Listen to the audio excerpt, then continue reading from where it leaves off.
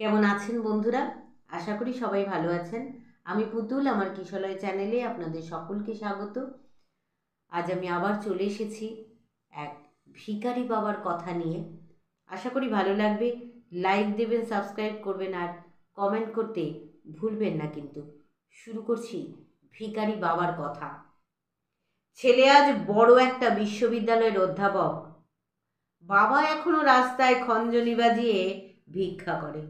সেই ছোট্টবেলায় এই ভিক্ষার পয়সা জড়ো করেই তো তাকে লেখাপড়া শিখিয়েছিল বাবা।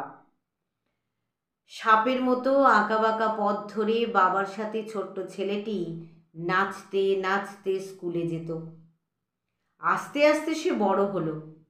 সে বাঁকুড়ার একটি বিশ্ববিদ্যালয়ের অধ্যাপকের পদ পেল।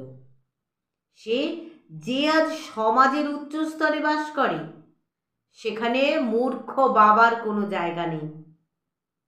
সে এক অন্য পৃথিবী। সেখানে মানুষ শুধু টাকা দেখে, মানবতা দেখে না।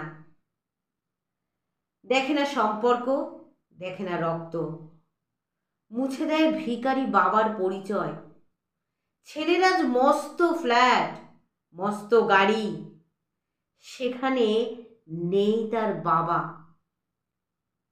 কে বাবা? হাবা গোবা। ভিখারি সে আবার বাবা? এদের তো রাস্তায় মানায়, ছেলের মস্ত ফ্ল্যাটে নয়। ছেলে অধ্যাপক, কিন্তু তার বৃদ্ধ বাবা এখনো খঞ্জনি বাজিয়ে ভিক্ষা করতে বের হয়।